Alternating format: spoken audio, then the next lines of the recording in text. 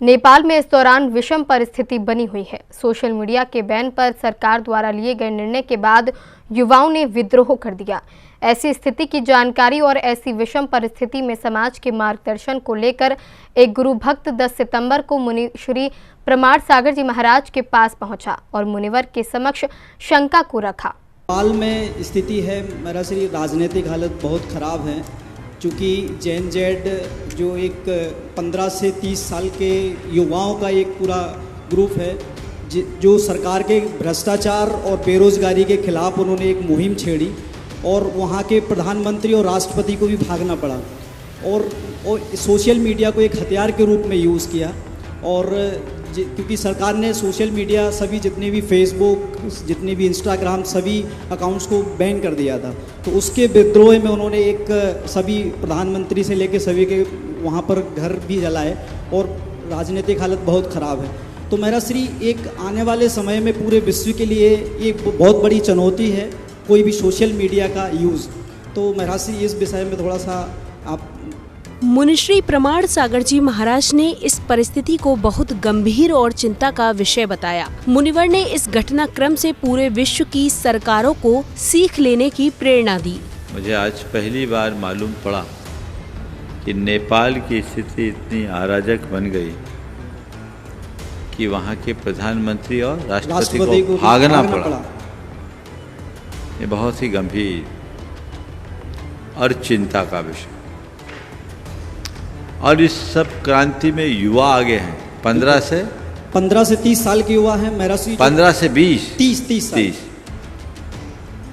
देखिए, युवा अगर क्रांति के क्षेत्र में आता है तो तूफान खड़ा होता है। क्योंकि इस पूरे के पूरे घटनाक्रम की कोई पृष्ठभूमि का मुझे पता नहीं, इसलिए इस पर मैं अपनी कोई टिप्पणी करना नहीं चाहता। लेकिन इतना ज़रूर कहूँगा कि इससे पूरे विश्व को और विश्व की सरकारों को थोड़ी सीख लेनी चाहिए कि यदि इसी तरह सोशल मीडिया को एक हथियार के रूप में प्रयोग में लिया जाता रहा और कहीं वो नकारात्मक दिशा में चले जाए तो विश्व की स्थिति क्या होगी।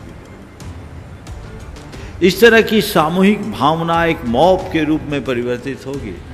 मुनिवर ने कहा कि हमें समझना होगा कि कितनी विकट परिस्थिति है कि देश के मुखिया को ही भागना पड़ रहा है और उससे गंभीर बात है कि इसके पीछे की वजह सोशल मीडिया है। ये चीजें हमें समझने की, तो पूरे मैं तो समझता हूँ दुनिया भर के विश्लेषक इस पर चिंतन कर रहे होंगे, वो अपनी राय भी दे रहे होंगे कि किसी भी देश की चुनी हुई सरकार के मुखिया को भागना पड़ रहा है, उसका घर ही असुरक्षित हो रहा है, तो इससे बड़ी दुरवस्था और क्या होगी। आपने कहा कि इसके पीछे वजह सोशल मीडिया है। अगर सोशल मीडिया का रचनात्मक दिशा में उपयोग किया जाए तो पूरे समाज के ढांचे को बदला जा सकता है। प्रश्नकर्ता गुरुभक्त ने और स्पष्ट किया कि ये युवा वर्ग इतने विद्रोही क्यों हो गए हैं। ज़्यादातर जिनका व्यवसाय या जिनका रोजगार जो सबसे ज़्यादा जो अगर करते हैं तो उसी यूट्यूब के बिजनेस से, जैसे टिकटॉक और ये सब चीज़ें चलती हैं, उससे वो लोग अर्न करते थे। और सरकार ने फेसबुक, इंस्टाग्राम, एक्स सभी अकाउंट्स बंद कर दिए थे, सिर्फ चाइनीज़ ऐप टिकटॉक को चालू रखा। तो जिसके विद्रोह में सभी युवा आ गए कि उनको बेरोजगारी का सामना करना पड़ रहा है। प्रश्न के उत्तर के रूप में मुनिवर ने कहा कि सरकार ने किस नीति के आधार पर ये निर्णय लिया, ये विचारणीय है।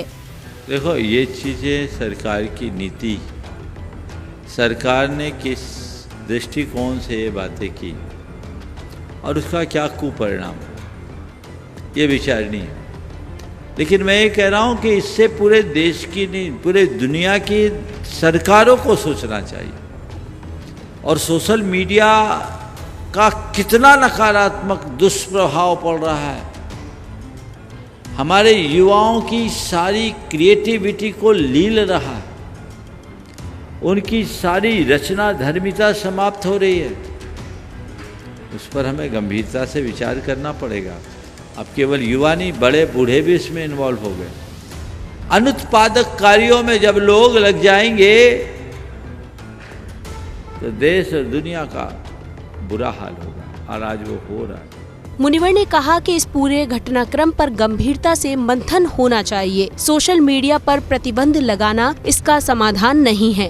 हमें चाहिए कि हम अनुत्पादक कार्यों से हटकर उत्पादक कार्यों में लगे और लगाएं, ताकि सुपरिणाम आ सके और कुछ बेहतरी घटित हो सके।